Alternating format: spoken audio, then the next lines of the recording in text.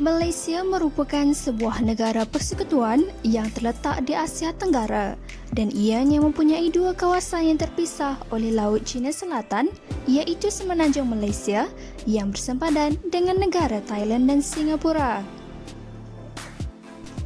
Manakala Timur Malaysia pula terletak di bahagian Pulau Borneo yang bersempadan dengan Indonesia di selatan dan Brunei di utara. Malaysia mempunyai 14 buah negeri termasuklah negeri Perak Darul Rizwan. Terdapat pelbagai jenis pendapat mengenai asal-usul nama negeri Perak. Sesetengah pendapat mengatakan bahawa nama itu diambil bersempena dengan nama Bendahara Tun Perak dari Melaka dan sesetengahnya pula mengatakan ia diambil dari kilatan ikan dalam air yang berkilau seperti perak. Sejarah Kesultanan di negeri Perak bermula dalam tahun 1528 dengan kemahkotaan Sultan Muzaffar Shah I, keturunan dan juga merupakan putera kedua buat Sultan Muhammad Shah dari Kesultanan Melayu Melaka. Oleh yang demikian, Kesultanan Perak adalah keturunan secara langsung daripada Kesultanan Melayu Melaka. Daerah di negeri Perak terbahagi kepada 12 buah daerah kesemuanya. Negeri Perak Darul Rizwan merupakan sebuah negeri kedua terbesar di Semenanjung Malaysia selepas negeri Pahang Darul Makmur.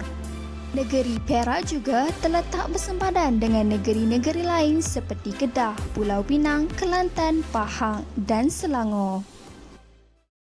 Gua Tempurung ialah sebuah gua batu kapur yang terletak di Gopeng, Perak, Malaysia. Namanya diambil sempena bentuknya seperti tempurung kelapa.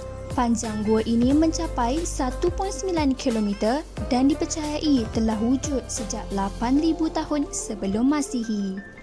Gua Tempurung terdiri daripada 5 kubah besar yang silingnya menyerupai tempurung kelapa dengan setiap kubahnya mempunyai bentuk stalagmit dan stalaktit yang berbeza.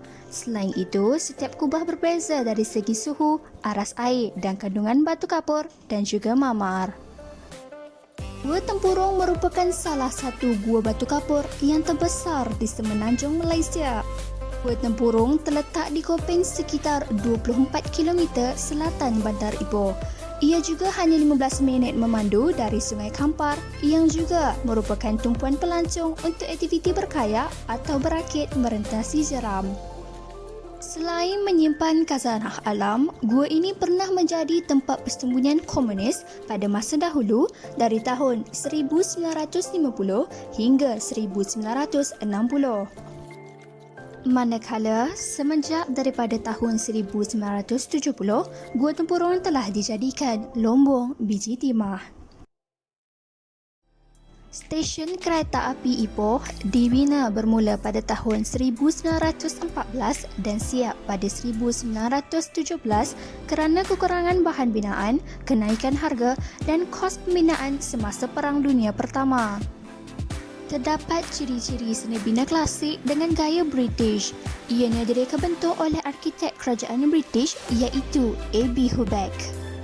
Akibat daripada beberapa faktor yang tidak dapat dielakkan iaitu kekurangan bahan dan peningkatan kos buruh semasa Perang Besar, pembinaan tersebut telah tertangguh dan siap 4 tahun selepas itu.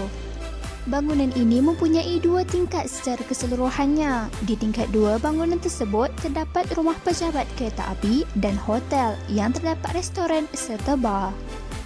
Arthur Benson Hubeck merupakan insan yang penting dalam pembinaan stesen kereta api Ipoh kerana reka bentuk bangunan tersebut diilhamkan oleh beliau. Bangunan ini kelihatan elegan kerana terdapat lukisan berunsur seni bina Baroque Edwardian.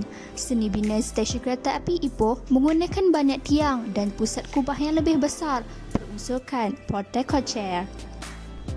Bangunan ini mempunyai ciri-ciri estetika secara keseluruhannya. Namun, stesen kereta api Ipoh telah diubah sesuai dengan ketara sepanjang tahun 2000. Terdapat tugu di bahagian tengah dataran tersebut bertujuan untuk menghormati orang-orang dari Perak yang telah meninggal dunia dalam Perang Besar. Rumah Istana Kelly telah dibina pada tahun 1905 oleh seorang peladang getah terkemuka Scotland bernama William Kelly Smith. Bangunan 3 tingkat dibina mengikut reka bentuk sesebuah istana Mogul di Bandar Agra, India. Tukang-tukang binaan bangunan tersebut dibawa khas dari Madras. Bangunan ini mempunyai 14 buah bilik, sebuah bilik bawah tanah dan terdapat terowong rahsia yang juga dikatakan dilengkapi dengan lift yang pertama dibina di Tanah Melayu. Di tingkat kedua pula akan dibina sebuah padang tenis yang berlantaikan simen.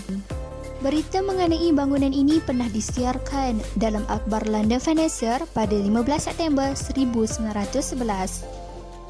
Akhbar tersebut mengatakan Kelly's House itu merupakan bangunan yang paling tersendiri di seluruh Timur Jauh sama ada dari segi bentuk ataupun besarnya. Bangunan ini tidak sempat disiapkan setelah Kelly Smith meninggal dunia di Pelabuhan Lisbon, Portugal untuk mengambil lift yang ditempah pada 11 Disember 1926. Bangunan yang kekal dalam keadaan sedang dibina ini telah menjadi sumber tarikan pengunjung ke Batu Gajah kerana keunikannya. Istana Kelly ini mempunyai tarikannya tersendiri iaitu mempunyai sebuah jabatan yang menyeberangi Sungai Ginta yang dibina agar mudah untuk terus ke Istana Kelly.